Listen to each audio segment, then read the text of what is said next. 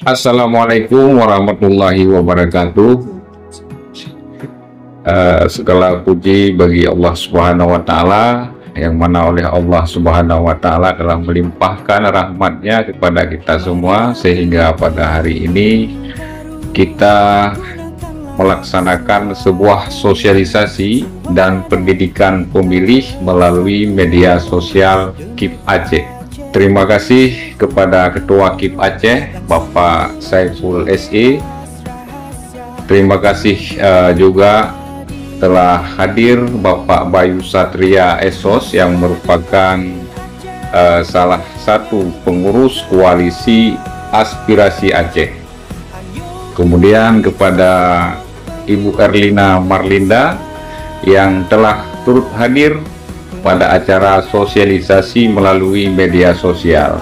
Temanya adalah peran serta kelompok rentan dalam Pilkada 2024. Harapan kami sosialisasi dan pendidikan pemilih ini melalui media sosial menjadi bahan masukan kepada masyarakat, kepada penyelenggara pemilu, dan juga kepada peserta pilkada nantinya. Ini apa yang melatar belakangi koalisi aspirasi Aceh dalam kelompok rentan, ya, pada pilkada Aceh, sehingga koalisi aspirasi Aceh ini sangat peduli terhadap kelompok rentan ini. Baik, salam Pak sebelumnya. Ya, sebenarnya Pak, koalisi ini dibuat secara organik. Nah, jadi sejak awal Februari, ya, Februari, kita dari jaringan masyarakat sipil berkumpul untuk berdiskusi sebenarnya terkait pemilu, pilkada. Ada nggak ya isu-isu yang selama ini tuh belum terkuak gitu ya, belum diketahui oleh publik, atau jangan-jangan selama ini kita sendiri belum aware terhadap isu tersebut. Nah, waktu itu awalnya kita bikin pelatihan. Kebetulan saya fasilitator pada waktu itu. Lebih kurang ada berapa lembaga gitu ya, hampir 20 lembaga, kita 18 sampai 20 lembaga yang ikut serta pada waktu itu, termasuk dari teman-teman disabilitas, kemudian teman-teman perempuan, teman-teman dari masyarakat sipil lainnya lah berkumpul. Nah, dari diskusi pada waktu itu lebih kurang 3 hari kita buat, yang didukung juga bersama Setara Institute, ada Aji juga waktu itu. Kita ketemu ternyata isu masyarakat rentan atau masyarakat marginal ini belum cukup terpublish di masyarakat, termasuk masih banyak hambatan-hambatan kelompok marginal ini terlibat dalam pilkada itu sendiri. Nah, berangkat dari sanalah kemudian ada dialog-dialog lanjutan sampai kami mengeluarkan kertas kebijakan sebagai bentuk kesadaran bersama bahwa isu kelompok marginal ini harus disuarakan dan harus dipastikan terlibat dalam seluruh rangkaian dan juga tahapan daripada pilkada itu sendiri. Itu. Menurut Ibu Erlinda Marlina sendiri, ini bagaimana yang melatar belakangi koalisi aspirasi Aceh sehingga peduli betul terhadap kelompok rentan ini? Ya, terima kasih Pak. Jadi begini, waktu itu ya seperti yang disampaikan sama Bayu, karena kita waktu itu kan melihat bahwa berbicara kelompok rentan kan ternyata waktu itu mungkin teman-teman yang berpikir disabilitas. Kemudian ternyata setelah kita dulu diskusi ya, beberapa kali diskusi, dialog kecil-kecil di antara kita, ternyata kita melihat banyak lagi faktor-faktor lainnya yang termasuk dalam kelompok rentan. Misalnya seperti masyarakat yang terpinggirkan, itu kan juga bagian dari kelompok rentan yang itu tidak terekspos, tidak ketika dalam program-program atau dalam penguatan-penguatan dan sebagainya itu sering tidak terikut sertakan atau tidak terinklud. Nah, di situ kita berpikir, wah ini kayaknya nggak bisa dong kita hanya berbicara hanya untuk satu komunitas saja atau beberapa gitu.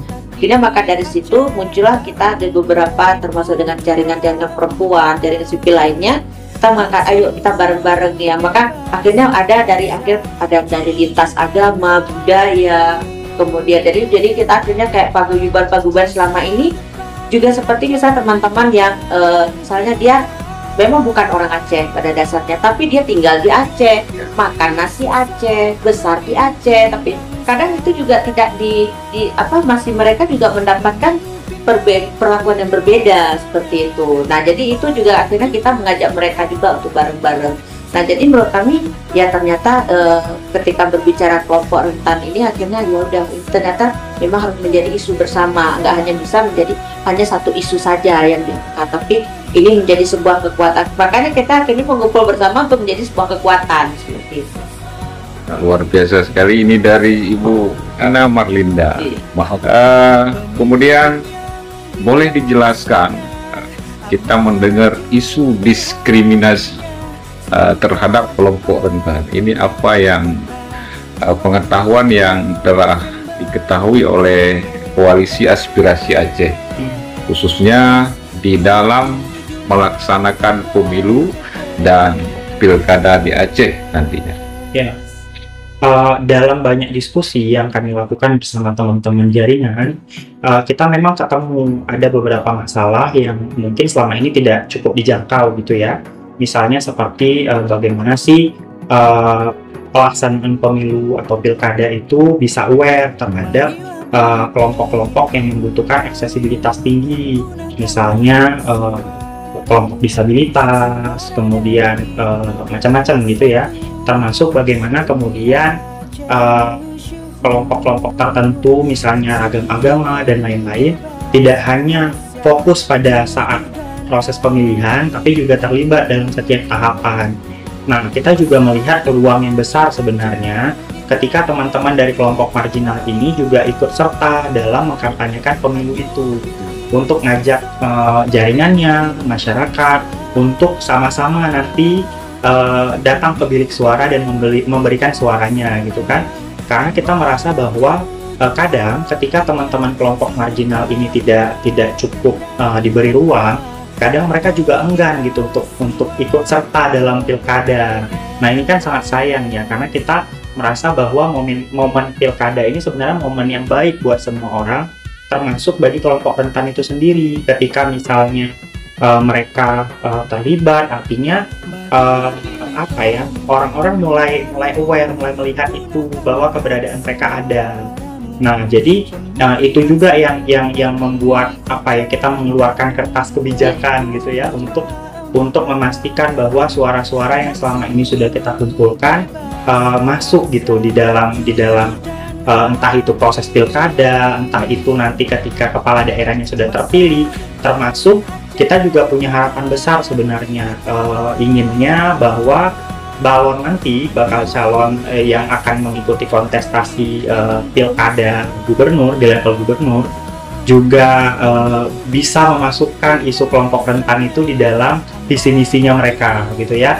Dan ini juga sejalan dengan dokumen teknokratik nanti, karena kita berharap bahwa isu kelompok rentan ini tadi seperti disampaikan Kak Erlin, tidak hanya dilihat pada masyarakat disabilitas maupun miskin ekstrim, tapi juga dilihat dalam berbagai lapisan kerentanan yang ada.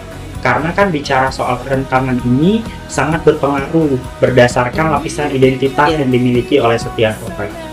Mungkin itu Pak. Ya. Menurut Ibu Erlina sendiri, ini bagaimana tentang isu diskriminasi terhadap kelompok rentan? Ya, itu yang sebenarnya kita juga tidak kita bilang tadi sama seperti bahwa hasil diskusi. Jadi seperti kemarin itu ada seperti teman-teman dari kelompok minoritas itu bahkan menyampaikan kenapa ya setiap pemilu, tadi yang menanya kita setiap pemilu atau pilkada itu kita kadang-kadang ketika sosialisasi yang dilakukan oleh pihak apakah KIP atau Bawaslu dan sebagainya, mereka jarang sekali diundang misalnya atau diajak terlibat dalam, selalu yang diprioritaskan tuh kelompok mayoritas. Nah, padahal kami juga suara kami diminta seperti itu kan bagian dari diskriminasi. Dan tentunya itu sebenarnya kalau kita bilang kalau secara fisik, kalau secara itu mereka memang bukan rentan, tapi ketika perlakuan itu terjadi maka mereka jadi kelompok rentan akhirnya, dan itu malah terabaikan seperti itu.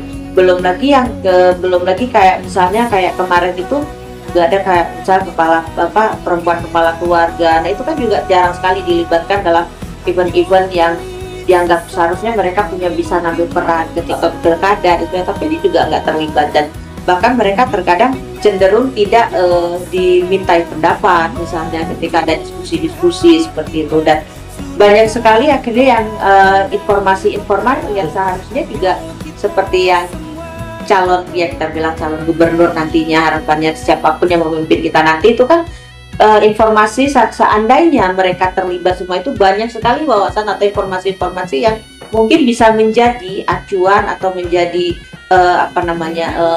program untuk visi misi beliau ke depan, yang sehingga itu bisa membangun Aceh harapannya menjadi lebih baik gitu dengan banyaknya informasi. Tapi selama ini kan yang kita lihat yang sudah kan sebenarnya isunya itu saja, tapi makanya kenapa akhirnya kita muncul ini koalisi aspirasi ini muncul, karena itu tadi lihat bahwa banyak isu kaum marginal itu sering tidak terangkat, dan ini maka mungkin inilah yang awal sekali kita mencoba untuk bawa bareng-bareng untuk kembali menyuarakan ini. Kita melihat ya seperti kita bilang Pak, kita ingin adanya perubahan untuk Aceh tentunya.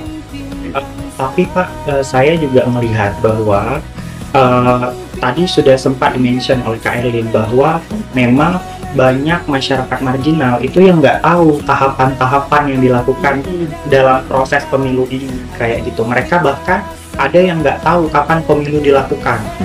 Nah, mungkin ini juga jadi ruang gitu buat kita gitu ya untuk melakukan sosialisasi kepada mereka sesuai dengan kebutuhan. Misalnya bagi teman-teman tuli kan otomatis butuh juru bahasa isyarat, nah dan lain-lain. Nah ini yang ingin kita pastikan bahwa semua masyarakat itu tidak memilih berdasarkan ketidakpengetahuan, tapi kita pengen ada yang namanya pemilih cerdas. Mereka memilih karena mereka tahu. Nah otomatis bagaimana caranya mereka tahu? Mereka harus terlibat dalam proses sosialisasi itu. Jadi koalisi aspirasi ini tidak hanya fokus memberikan kertas kebijakan kepada balon ataupun KIP sendiri, KIP, tapi kita juga ingin mensosialisasikan kepada masyarakat bahwa keterlibatan mereka dalam proses pilkada nanti itu penting sekali, termasuk bagaimana kemudian mendorong kelompok marginal ini hadir saat pilkada berlangsung. Ke Ketua KIP Aceh, Bapak Saiful, ini bagaimana pandangan Ketua KIP Aceh ya terhadap kelompok rentan dan isu diskriminasi menjelang pilkada 2024? Baik, terima kasih Pak Endra, terima kasih Adinda Bayu dan Bu Erling. Selamat datang di Aceh. Pada intinya KIP Aceh ini merupakan salah satu penyelenggara negara yang membidangi pemilihan. Nah, tentu partisipasi masyarakat itu sangat dibutuhkan, tidak terkecuali dari kaum disabilitas dan kaum marginal. Nah, kita melibatkan seluruh lapisan masyarakat untuk berpartisipasi dalam pilkada 2024. Dan karena kenapa? Kaum disabilitas, kaum marginal mempunyai hak yang sama dengan masyarakat biasa yang normal. Jadi tentu kami dalam melaksanakan pilkada kami ini basis dan aksesibilitas terhadap kaum marginal. Salah satu aksesibilitas yang kami laksanakan itu yaitu mempermudah akses dari kaum disabilitas ini untuk menggunakan hak pilihnya. Jadi kami di TPS nanti akan ada akses khusus. Jadi untuk mempermudah kayak menjalankan kursi roda itu salah satu. Yang kedua dalam penggunaan suara. Jadi untuk kaum tunanetra itu kita juga menyediakan surat suara khusus. Artinya ya untuk kaum disabilitas ini ya kita sangat perhatikan, sangat utamakan sekali karena itu tadi, karena kaum disabilitas ini juga mempunyai hak yang sama bagi pembangunan Aceh ke depan. Kita juga berharap ke depan partisipasi dari koalisi koalisi ini yang sangat dibutuhkan bagi kami agar apa yang kami sosialisasikan, apa yang kami sampaikan kepada teman-teman disabilitas itu tersampaikan. Dan kami juga sedikit mengalami kendala ketika kami melakukan sosialisasi itu, kami membutuhkan tenaga. Artinya seperti tadi dulu bicara, jadi dari kalau tunanetra itu harus ada apa namanya pendampingnya. Nah ini di Aceh kan sangat minim yang juru bicara tadi. Dan mudah-mudahan Bayu ya kita terus bersinergi agar pilkada di Aceh ini berjalan aman, adil dan demokratis. Inklusif tentunya. Inklusif. Ya. Terima kasih Ketua yang telah memberikan pandangan bagaimana KIP Aceh dalam memberikan akses kepada pemilih kelompok rentan baik pada di hari pemungutan itu dan juga terhadap tahapan. Namun yang menjadi kendala adalah dalam menyampaikan sosialisasi setiap tahapan kepada kelompok rentan ini. Jadi KIP Aceh juga mengupayakan, misalnya kemarin kita bekerja sama dengan Koalisi Aspirasi Aceh dalam menyampaikan sosialisasi dan pendidikan pemilih kepada kelompok. Pilkada yang inklusif merupakan pemilihan yang memastikan semua masyarakat ataupun pemilih terlibat aktif dan memiliki akses yang sama untuk berpartisipasi dalam setiap tahapan pemilu dan pemilihan.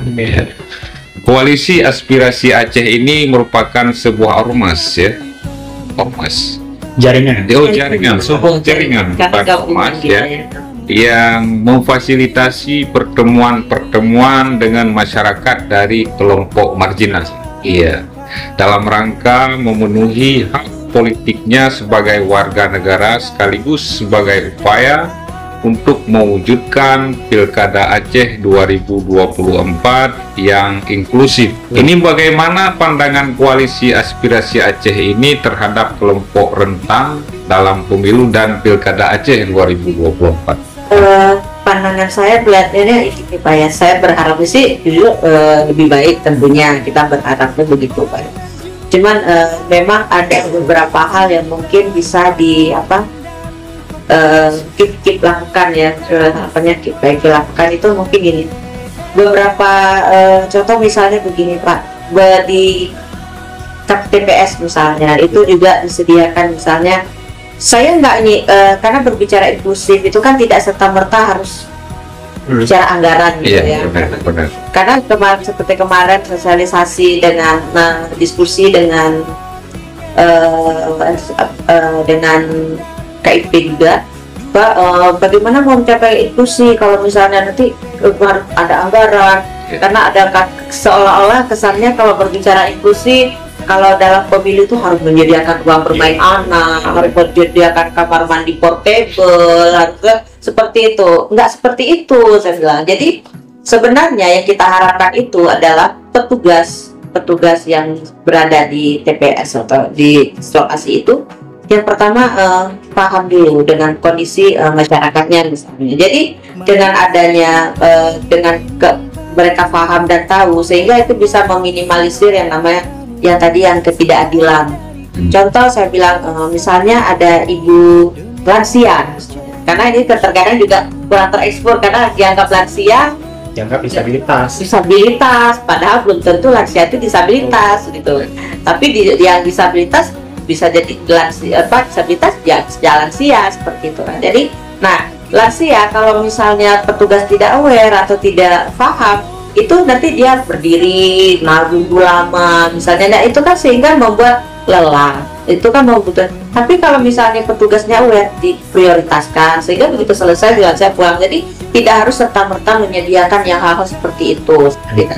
Jadi pandangan-pandangan ini yang saya rasa yang perlu kita klarifikasi sebenarnya ketika berbicara inklusif. Tidak berarti harus semuanya dipenuhi di hari. Saya bilang begini, ketika misalnya harus disediakan ruang bermain anak, pemilu itu, pilkada itu cuma 1 hari, setengah hari pun ya, setengah hari ya Pak ya, setengah hari. Kalau ada ruang bermain anak, maksudnya ini bukan berarti jadi kan itu kan ini. Tapi kalau misalnya ada ibu-ibu datang bawa anak, prioritaskan dia, begitu selesai pulang, kan nggak harus menyediakan ruang bermain. Dan itu yang hal seperti itu sebenarnya yang harus dipahami petugas dan juga mungkin orang-orang di sekitarnya, termasuk masyarakat, nggak juga harus juga sebenarnya memberikan pemahaman juga ke masyarakat lainnya bahwa yang disebut prioritas itu kan juga kita melihat kondisi, bukan ketika bertemu dengan disabilitas selalu harus diprioritaskan, enggak juga.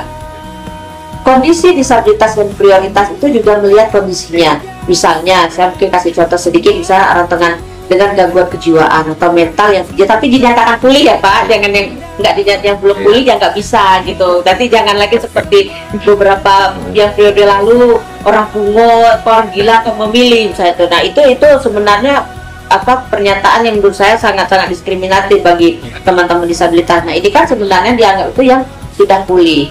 Nah itu ketika dia ke TPS, kalau memang petugasnya tahu, itu langsung dia diprioritaskan untuk dia segera keluar, supaya kalau dia berlama-lama di situ takutnya dia akan kolaps atau kambuh, karena mungkin dia tidak tahan dengan yang terlalu ramai atau mungkin panas atau suara. Nah itu yang diminimalisir, itu ketika dia selesai dia bisa pulang sehingga dia bisa istirahat dengan cepat. Hal-hal itu sebenarnya, cuma lagi-lagi saya juga sedikit agak sebenarnya berharap juga KIP jadi perhatian juga di DPT, di daftar DPT itu kolom disabilitas itu kan untuk periode kemarin hilang ya Pak, dihilangkan. Tidak. Masih ada. Kemarin kita ngelihatnya waktu di kampung saya udah nggak ada. Jadi itu sehingga itu mempersulit, jadinya mempersulit petugas untuk mengetahui berapa jumlah orang-orang yang mengalami kerentanan di kampungnya. Apalagi kalau itu disabilitas khususnya. Karena mungkin kalau yang lain seperti lansia itu terdata lah ya. Tapi yang kolom disabilitas hilang. Tapi ya nggak masalah, seharusnya bisa diisi di kolom keterangan sebenarnya untuk karena tadi sudah hilang bisa diisi di sini yang ruang kosongnya. Tapi ya itu sudah berlalu, tapi harapannya ke depan itu dimunculkan lagi. Nah mungkin itu yang pandangan-pandangan seperti itu yang menurut saya mungkin harus mulai diperhatikan oleh beberapa. Kemudian juga ya kalau menurut saya yang mungkin harus dilakukan juga tuh seperti melatih petugas di TPS itu harus bagaimana sih sebenarnya pemilu yang inklusif itu atau pilkada yang inklusif itu. Nah itu yang mungkin yang harus yang ditanamkan ke petugas itu seperti itu. Ada tambahan dari Baik. Kalau saya sebenarnya berbasis pengalaman Pak. Kan kemarin kita sempat melakukan diskusi ya, dialog dan sosialisasi tepatnya kepada kelompok marginal. Tapi pertama saya sedikit ya, bahwa kan kita harusnya undangnya 100 Pak ya, tapi ternyata euforianya tinggi Pak ya. Artinya memang ini menarik untuk dipelajari gitu ya menurut teman-teman. Kami juga mendengar sebenarnya beberapa informasi dari teman-teman bahwa mereka merasa bahwa ruang semacam ini itu jarang sekali. Nah jadi dengan proses sosialisasi kemarin mereka sangat senang karena mereka jadi terlibat dan tahu sebenarnya proses tahapan itu seperti apa. Nah kita juga pengen bahwa itu tidak hanya terjadi di level provinsi, tapi juga itu didorong di level kabupaten kota. Karena dengan ruang-ruang seperti tadi, ini juga menjadi ruang buat teman-teman kelompok rentan sadar dan paham bahwa pertama mereka punya hak, kedua juga jadi kewajiban untuk memilih gitu kan, untuk datang ke TPS. Nah ini juga jadi peluang saya pikir kalau misalnya itu ditangkap sebagai hal yang positif. Minimal misalnya kalau kemarin kita di ranking 5 gitu Pak ya, partisipasi pemilih, mungkin kita bisa naik jadi level 3, level 2 gitu ya, ketika bicara soal partisipasi masyarakat untuk memilih. Nah itu juga yang menjadi catatan kita.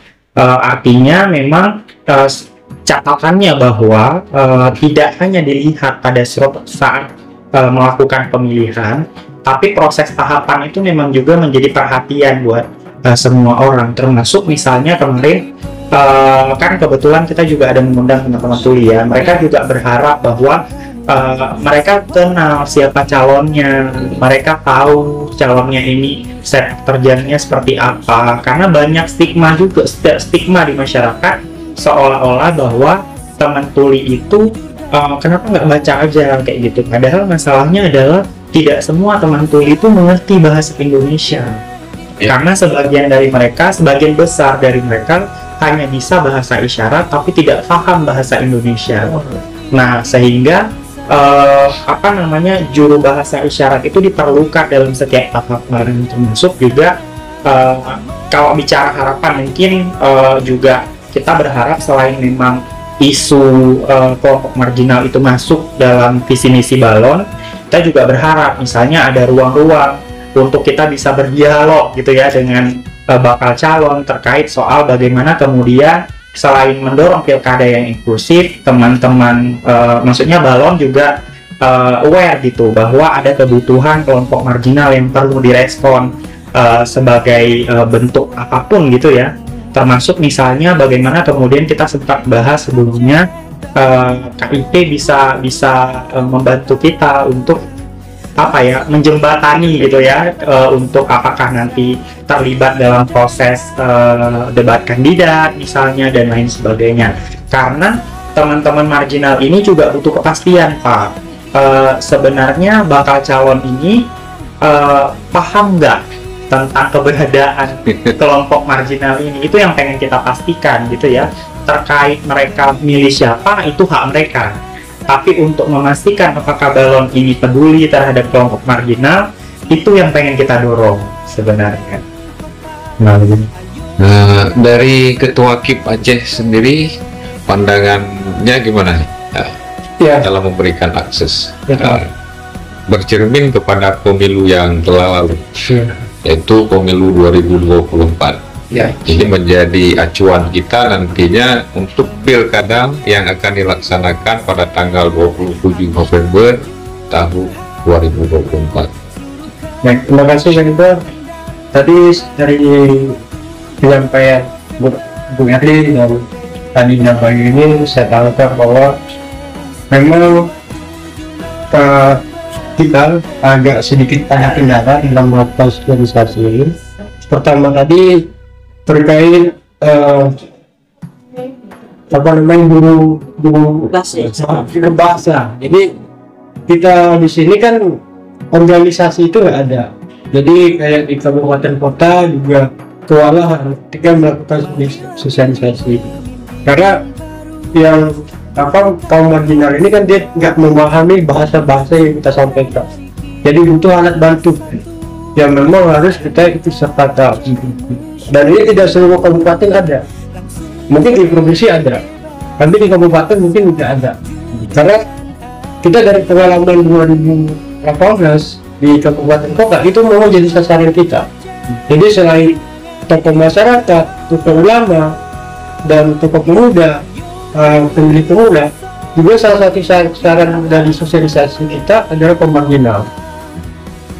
Itu terus kita galang dan terus kita sosialisasikan. Nah, terkait tadi aksesibilitasnya, memang dari pemilu ke pemilu dan pilkada ke pilkada, akses untuk kaum marginal itu memang utama. Pada prinsipnya ya kami terus melakukan upaya perbaikan agar proses pilkada di Aceh ini berjalan sebagaimana mestinya, dan hak pilih dari kaum marginal itu bisa tersalurkan. Dan itu terus kami melakukan upaya agar itu terus berjalan. Sebenarnya KIP Aceh, KPU RI juga telah memberikan akses tersebut. Jadi pemilih yang berkebutuhan khusus seperti yang dijelaskan tadi adalah sesuatu yang diutamakan di dalam pemungutan dan penghitungan suara. Mungkin saya tambahkan, kalau 2014 itu orang dengan orang gila itu nggak masuk dalam PTB, tetapi 2019 itu masuk dengan catatan pada hari pemungutan suara dia membawa surat keterangan dokter bahwa dia dalam kondisi sehat. Nah, kalau dulu itu dalam khusus. Jadi yang orang gila itu nggak masuk, karena dulu kan syarat sebagai pemilih warga negara Indonesia, BKTPL sudah berusia 17 tahun atau menikah, tidak dalam jiwanya kalau dulu. Nah, sekarang ini udah dihapus. Jadi makanya kemarin isu bahwa orang gila ikut memilih, orang gila ikut memilih. Kita tak baca Asalkan pada hari pemungutan suara dia harus membuat surat keterangan tertentu. Itu salah satu untuk asisten terhadap kaum disabilitas. Walaupun dia ini ya dalam gangguan kejiwaan gitu tuh. Itu kan saya bilang tadi bahwa ketika berbicara disabilitas mental, kami nyebutnya mental itu memang secara kejiwaan dia terganggu. Tapi tentunya dalam kondisi ketika dia masih dalam tindakan medis. Tapi ketika dia sudah pulih, dinyatakan pulih, tentunya dia tidak lagi yang dianggap apa tadi gangguan jiwa. Dia hanya mengalami disabilitas mental, maka ada kontrol yang harus dilakukan. Kadang-kadang kita mudik gangguan jiwa ini kan banyak betul.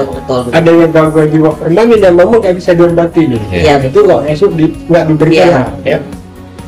Harapan dari Koalisi Aspirasi Aceh terhadap kelompok rentan di Aceh ini untuk mempergunakan hak pilihnya di Pilkada serentak tahun ini. Ini apa harapannya?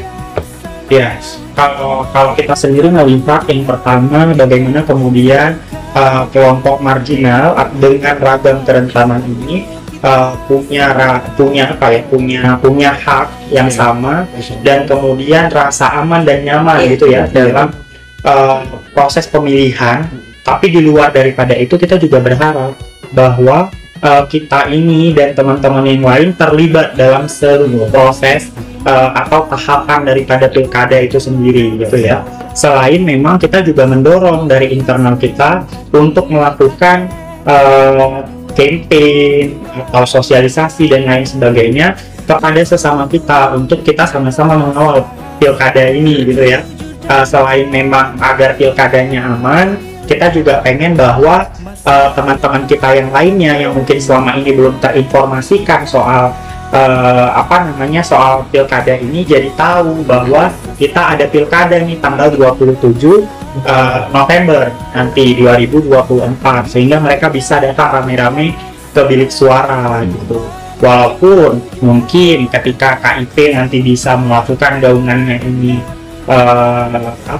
memastikan gitu ya keterlibatan kelompok marginal ini dari level provinsi, kabupaten kota sampai ke level yang lebih kecil gitu ya, artinya gaungannya akan semakin besar gitu. Kalau koalisi aspirasi mungkin mengingatkan saja gitu Pak ya, tapi ketika KIP sudah bergerak untuk bisa memastikan ini sampai ke level kabupaten kota, saya rasa ini akan jadi semangat yang besar untuk kita sama-sama mengawal pilkada ini inklusif dan menyenangkan gitu buat semua masyarakat. Jadi Ibu dari sebenarnya nggak jauh beda juga dengan Boyo sampaikan ya, bahwa memang harapan kita itu, dan kita juga berharap dengan terlibatnya teman-teman mulai dari tahap ke tahapan itu terikuti sampai nanti di hari H, tentunya ini akan menjadi kan kemarin kita sempat ada isu kan bahwa kenapa sih pemilih itu banyak yang nggak mau datang ke nah, dengan adanya mereka terlibat dari awal, ini menjadi harapannya nanti mereka akan lebih banyak datang ke TPS dan memilih. Sebenarnya itu sih kita inginnya, karena kan kemarin ada pertanyaan juga teman-teman, bagaimana sih caranya supaya teman disabilitas, marginal, anak muda itu bisa datang ke TPS lebih banyak gitu, partisipasi mereka tuh lebih banyak. Nah, mungkin inilah harapannya ini jawabannya mungkin ya, dengan terlibatnya mereka dari awal, sehingga kan mereka tahu, sehingga mereka punya minat yang besar untuk, dan nantinya mereka akan berinisiatif untuk datang ke TPS. Nah, itu yang sebenarnya kita harapkan sebenarnya Pak, yang paling, karena selama ini saya sendiri sebagai penyandang disabilitas itu kadang pernah kenapa ya teman-teman disabilitas pada agak enggan atau malas datang ke TPS gitu. Itu pertanyaan saya sendiri ketika saya coba bertanya ke teman-teman, kadang kenapa sih kok malas datang ke TPS? Kan nggak ada salahnya kita datang pemilih, kita juga menentukan calon pemimpin kita yang membantu kita nanti supaya pembangunannya lebih bagus, kita ya siapa tahu mensejahterakan kita, saya bilang seperti itu. Tapi kami nggak tahu siapa yang harus kami bilang, kami nggak tahu apa bisa. Nah, itu jawabannya. Nah, ini dengan adanya tahapan ini kan harapannya mereka jadi tahu, dengan mereka tahu akhirnya mereka nanti akan jadi terbuka, dengan mereka akhirnya mungkin oh ini, nah itu jadi harapannya mereka akan datang ke TPS dengan sendirinya tanpa harus Jadi kan nggak ada kesan terpaksa ya, jadi dengan mereka terlibat, jadi mereka lebih antusias untuk datang, harapannya begitu. Karena nih kelompok muda kan juga terjadi seperti itu, padahal secara kalau kita bilang data DPP, kelompok muda itu paling banyak, paling banyak, nah, tapi justru mereka juga yang paling banyak nggak datang ke TPS dan tidak mau memilih. Gesekannya besar kan? Nah jadi itu yang akhirnya jadi ya ini akhirnya kita ya siapa tahu dengan hal ini yang kita lakukan ini mereka juga tergabung, ada yang tergabung dalam kelompok koalisi aspirasi ini, sehingga mereka juga punya inisiatif, oke kita bareng-bareng nih untuk bagi bersama-sama untuk bisa sampai pada ini harapannya. Kalau data terkait yang disabilitas Aceh ada di koalisi? Di koalisi kita belum, tapi data itu kita pernah peroleh di kemarin itu ke ini saya sempat tanya bahwa untuk pemilu 2024 ini kemarin itu jumlah pemilih disabilitas itu sekitar di 2019 data terakhir yang kita tahu itu jumlah pemilih disabilitas yang terdata itu 11.000 jiwa kurang lebih, tapi yang datang ke TPS hanya 8.000 kurang 8.000 jiwa.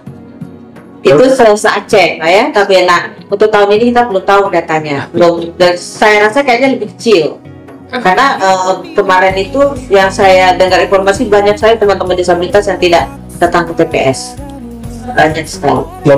Mungkin nanti juga harus kita informasikan sebenarnya kalau yang disabilitas ini tidak bisa datang ke TPS, asalkan dia sudah memberitahu kepada petugas kita, maka petugas kita yang akan datang untuk bola. Nah itu harus sebelum surat undangan itu disampaikan ke petugas kita 1 jam sebelum berakhir pencoblosan. Nah itu akses seperti itu yang kita siapkan. Jadi sebenarnya bagus dengan adanya koalisi ini ya, kami berharap informasi yang kami sampaikan ini tersampaikan kepada mereka dan ya sehingga ya mereka tahu terkait teknis dari pelaksanaan pilkada ini. Sebetulnya di kita pun sendiri di DPT kita itu ada kolom disabilitas, itu dalam rekapitulasi pun itu ada jumlah pemilih disabilitas yang datang ke TPS berapa orang. Nah ini perlu supaya kami bisa mengukur tingkat partisipasinya kaum disabilitas itu pada setiap tahapan pilkada atau pemilu. Kemarin saya juga kebetulan di pemilu di bulan Februari saya juga terlibat dalam pemantau untuk pemilu di desa saya, dan itu jumlah disabilitasnya saya rasa lebih yang diketahui petugas justru lebih sedikit daripada yang saya ketahui gitu kan. Jadi kan menjadi akhirnya sebenarnya ini perlu catatan juga dari desa bahwa untuk mengetahui masyarakatnya itu berapa jumlah disabilitasnya, berapa yang lansia yang bisa memilih ke TPS dan tidak bisa datang ke TPS, itu kan seharusnya mereka punya ya itu.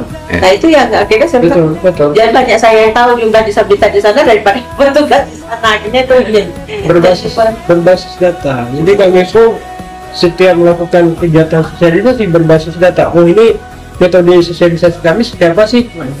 Jadi nggak mungkin nanti ada cuma 3 orang dan metodenya terlalu ini, kan harus gede juga ya, makanya kita butuh data-data. Oke, mungkin menjadi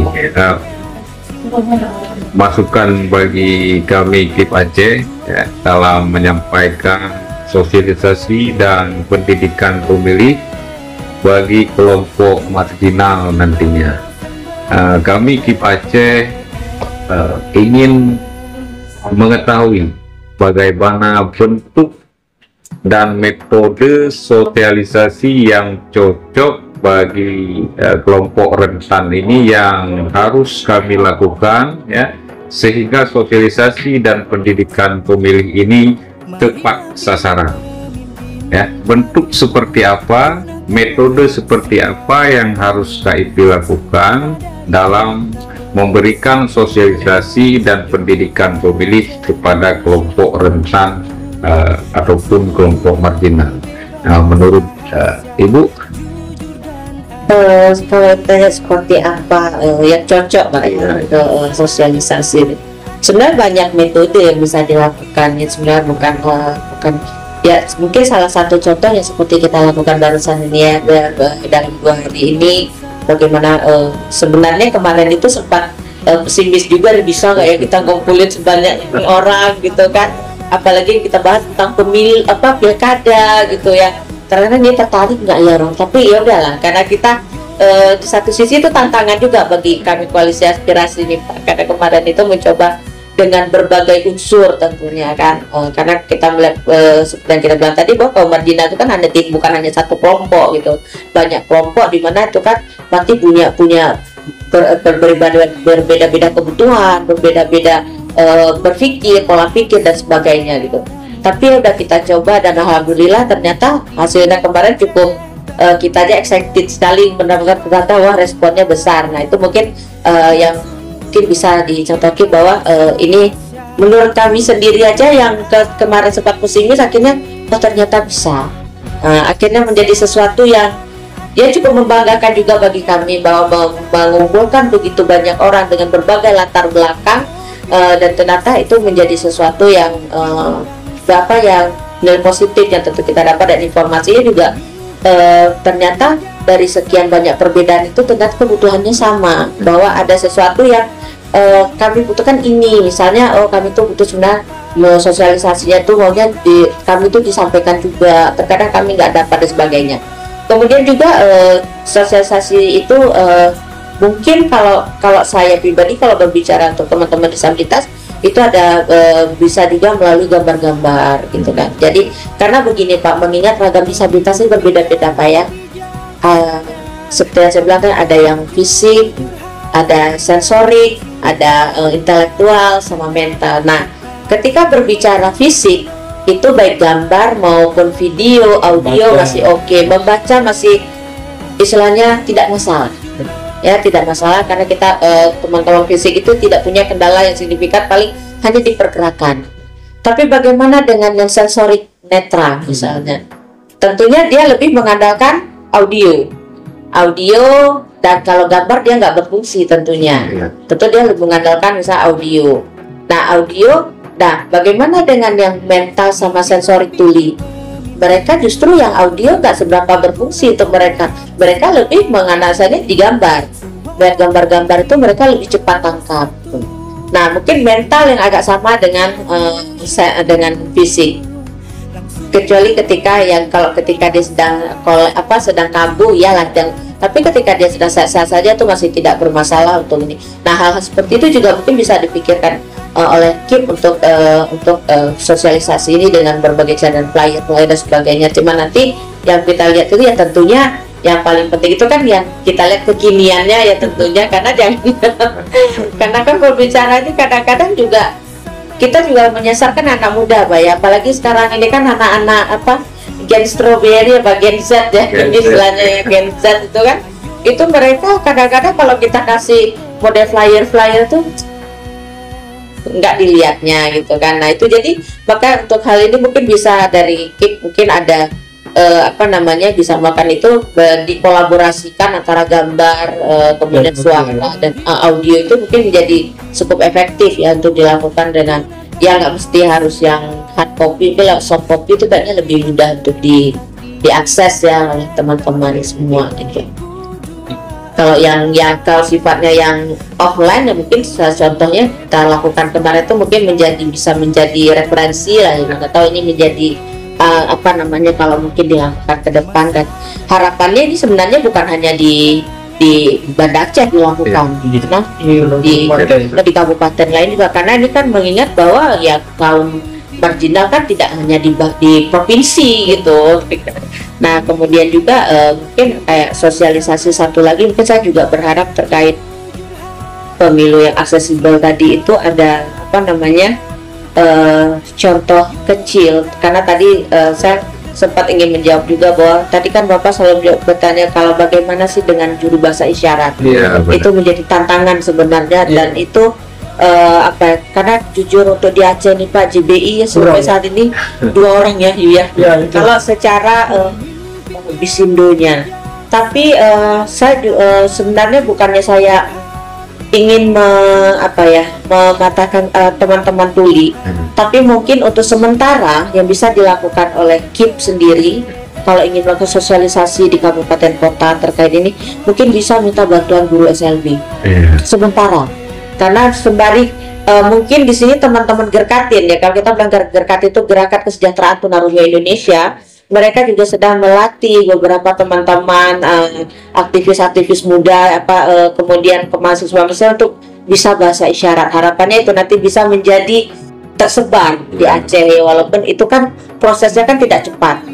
Kemudian juga yang kedua, saya juga terkait juga bahasa isyarat ketika hari H. Tidak mungkin setiap TPS kita menyediakan bahasa isyarat. Betul. Ya Pak ya, tidak mungkin. Saya mengatakan tidak mungkin. Tapi ya kalau misal dipenuhi itu alhamdulillah. Cuman yang paling mungkin dilakukan, karena ini dulu kami pernah Pak melakukan waktu masa NGO, kita pernah membuat simulasi pemilu aksesibel, ya pemilu aksesibel. Jadi waktu itu kita berharap setidaknya di TPS itu cara memanggil, kan kalau manggil kan ada nomor 1, 2, 3 dan seterusnya gitu kan. Jangan hanya menggunakan verbal, tapi juga menggunakan tangan. Misalnya 102 kan 102 seperti itu. Sehingga itu juga membuat yang kalau misalnya pun ada teman tuli di situ, dia kan akan melihat tangan. Oh, nomor saya sudah dipanggil. Kalaupun dia tidak, kita kan nggak tahu nih bahasa isyarat. Saya Bayu bahasa isyaratnya bagaimana, kita nggak tahu. Tapi kan dia kan ada undangan. Di undangan itu kan ada nomor urut. Nah, nomor urutnya itu yang kita panggil, tapi tetap gerakan tangan itu seperti ini Pak. Kalau contoh yang biasa kita kan kalau misalnya. Tapi biasanya kalau di kita, kalau yang udah seperti itu masuk kategori yang paling prioritas. Jadi tanpa dipanggil pun mereka lebih tahu juga. Cuman terkadang ini Pak, masalahnya teman tuli ini kan dia tidak secara fisik nggak kelihatan. Kita tahu teman tuli itu ketika dia sudah ngomong, ketika dia sudah begini-begini tangannya nah tapi seringnya terjadi ini permasalahan teman tuli dan sampaikan. Ketika mereka datang ke TPS kan ngambil kertas undangan, kan dia duduk di bangku tunggu, petugas nggak tahu. Jadi dipanggil kan nama atau nomor urutnya, dia duduk, udah habis ini panggil, kok saya nggak dipanggil-panggil ya, karena petugasnya nggak tahu. Tapi ketika tangannya bermain juga, kan ketika dia, oh nomor saya ada panggil, nah dia angkat tangan dan dia akan tahu bahwa dia akan bilang saya tidak bisa bicara. Dia pasti akan ngomong itu, dia akan menyampaikan kondisi fisiknya seperti itu. Jadi mungkin itu untuk sedikit membantu teman tuli ketika nanti berada di lapangan seperti itu. Tapi kalau untuk sosialisasi yang tahap-tahapan ini ketika mereka ada di komunitas satunya, nah ini mungkin ya saya belum bisa jawab karena tadi subsidi JBI kita masih minim sekali gitu kan. Yang paling kalau di kabupaten kota ya harapannya mungkin guru-guru SLB lah yang paling bisa membantu, sedikit membantu ya, walaupun nanti itu juga pasti akan bertentangan dengan teman-teman tuli, tapi setidaknya ini yang bisa kita karena memang berbicara bahasa isyarat ini agak sedikit ribet memang kita sendiri aja yang dari memperjuangkan teman-teman disabilitas ketika mengingat bahasa isyarat juga ini di mana kita cari orangnya itu juga tantangan bagi kita juga mengingat tapi ya mau nggak mau, suka nggak suka itu hak mereka dan kebutuhan mereka harus tahu itu gitu. Harus kita layani gitu. Begitu kalau teman netra ya tentu pendamping tidak terlalu sulit, paling yang kalaupun tidak ada keluarga, petugas masih bisa untuk membantu di lokasi seperti itu. Menurut Mas Bayu Satria sendiri mungkin juga penting Pak ya untuk menyampaikan kepada masyarakat yang mengalami lapisan kerentanan tadi, misalnya masuk dalam kelompok marginal, itu ketika dia nanti datang ke TPS, dia kasih tahu gitu kebutuhan dia apa atau kondisinya seperti apa, sehingga nanti petugas TPS juga bisa memberikan tindakan sesuai kebutuhan. Karena kan mungkin ini maksudnya gimana ya, karena tidak semua orang itu nyaman untuk mendeklarasikan dirinya sebagai disabilitas. Mungkin ada yang merasa malu atau ada yang keluarganya nggak mau bilang kalau dia disabilitas. Nah kan ini kondisi yang ini ya, yang situasinya nggak bisa kita bilang semua orang maksudnya orang disabilitas ini mau mendeklarasikan dirinya sebagai disabilitas. Nah, kondisi ini juga sepertinya perlu diinformasikan ke publik bahwa pemilu pilkada ini tuh mendorong teman-teman disabilitas juga untuk menggunakan hak pilihnya gitu ya, dan kita menyediakan ada ruang-ruang yang bisa membantu mereka apabila mereka butuh bantuan. Nah itu kemudian juga saya pikir untuk beberapa situasi tidak semua orang bisa dijangkau dengan digital gitu. Misalnya saja dalam proses sosialisasi kita 2 hari ini banyak yang terkendala untuk akses digital, termasuk sesederhana misalnya kita kirim undangan digital nih Pak, nggak semua orang aware tuh undangan ini kapan dilakukan, jam berapa dan lain-lain. Kadang kita harus ketik lagi pesannya, nggak cukup dengan berkirim undangan, kayak telepon balik, harus telepon balik kayak gitu. Nah jadi metodenya tuh butuh banyak gitu ya, dan saya pikir ketika bicara soal kelompok muda kita perlu kolaborasi kali Pak ya, kolaborasi yang memang menyasar kelompok pemilih pemula itu, misalnya ada gerakan-gerakan atau seperti apa yang bisa dijangkau sehingga nanti ruang-ruang ini juga menjadi lebih besar. Misalnya saja nih misal kita podcast nih Pak, sasaran kita kan Facebook. Nah mungkin untuk pemilih pemula udah nggak di Facebook lagi mainnya kayak gitu, misalnya TikTok atau enggak Instagram, walaupun KIP sendiri tuh punya media sosial Instagram, TikTok untuk memberikan ruang informasi kepada masyarakat. Tapi mungkin kita juga bisa kolaborasi gitu ya dalam konteks digitalisasi, bekerja sama dengan entah dia influencer, entah dia lembaga jaringan kayak gitu ya, untuk memberikan informasi kembali ke masyarakat kayak gitu yang bisa diakses dan lain sebagainya. Entah mungkin KIP berinisiatif untuk memberikan pembekalan kepada influencer mungkin, misalnya untuk mendorong mereka agar juga bisa meramaikan pilkada ini, tidak hanya ketika ada masalah terjadi gitu kan. Kadang kan influencer ini juga cari situasi Pak, misalnya nanti ketika ada kondisi tidak ideal, mereka gunakan gitu konten mereka untuk mengasih tahu ke masyarakat kenapa seperti ini. Harusnya kalau mereka juga terlibat dari sejak awal kan mereka juga bisa mengedukasi masyarakat gitu loh, gimana proses dan tahapan pilkada ini berlangsung kayak gitu. Saya pikir itu, dan ruang-ruang sosialisasi atau pertemuan sosialisasi itu juga menjadi penting kayak, karena kemarin memang banyak sekali, bahkan hari ini tuh banyak sekali testimoni dari teman-teman tuh yang menyatakan bahwa mereka tuh butuh ruang-ruang seperti ini agar mereka tuh lebih clear gitu dalam memahami sebenarnya tahapan pilkada ini seperti apa, kita sedang berada di fase mana kayak gitu. Nah mungkin dengan mereka tahu kita sedang berada di fase mana, mereka juga bisa menyiapkan diri gitu Pak. Jadi kita bisa mendorong mereka juga untuk ikut sama-sama, selain mengawal pilkada juga mereka sama-sama lah ngasih tahu jaringan mereka bahwa pilkada akan dilaksanakan tanggal 27 November. Itu yang paling penting kayak gitu, karena kan kalau kayak kemarin tanggal pemilu kan tanggal 14, mungkin kan itu jadi familiar nih di kelompok anak muda. Kenapa? Karena kan itu identik dengan hari sesuatu Valentine gitu kan, mungkin itu identik, jadi untuk mengingat itu tuh jadi mudah kayak gitu. Tapi kan 27 November itu kan angka yang nggak ada hubungan dengan apapun gitu ya, itu juga menjadi sulit kayak gitu. Jadi jangankan di teman-teman, di kita aja kadang sekali-sekali lupa gitu Pak ya. Mungkin bisa dengan metode-metode tertentu agar kemudian mereka juga tahu soal tahapan ini. Dan saya pikir ruang-ruang seperti podcast kayak gini juga diminati gitu ya di kelompok muda dan kelompok lain gitu Pak. Sangat luar biasa sekali ini masukan dari Koalisi Aspirasi Aceh. Mereka sangat peduli betul terhadap kelompok marginal. Apa harapan KIP Aceh dan saran kepada KIP Kabupaten Kota dalam memaksimalkan sosialisasi terhadap kelompok rentan ini untuk suksesnya, untuk meningkatkan partisipasi masyarakat di Pilkada 2024? Terima kasih Bang. Ya, pertama ya kami berharap kepada koalisi aspirasi ya sama-sama kita bekerjasama, sama-sama kita mensosialisasikan terkait pelaksanaan pilkada ini. Dan pada intinya kita siap membangun kerjasama dengan berbagai stakeholder, dengan berbagai pihak. Ya, apalagi kita punya target agar partisipasi pemilih di pilkada ini meningkat. Jadi tentu untuk mencapai itu kan kita tidak bisa bekerja sendiri, ya.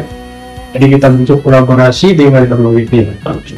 Dan terkait dengan negara kita di jajarannya, dan ini merupakan salah satu tugas utama kita. Jadi memang sosialisasi harus ditingkatkan. Itu berbagai lapisan masyarakat, termasuk dari kaum disabilitas. Ya, sasar sampai ke desa-desa agar mereka juga punya hak untuk berpartisipasi dalam pilkada ini. Dan anggaran yang begitu besar dikucurkan oleh negara ya untuk agar pilkada ini berjalan aman, damai, dan sejuk. Kalau kita di Aceh sejuk. Jadi mudah-mudahan itu bisa dapat.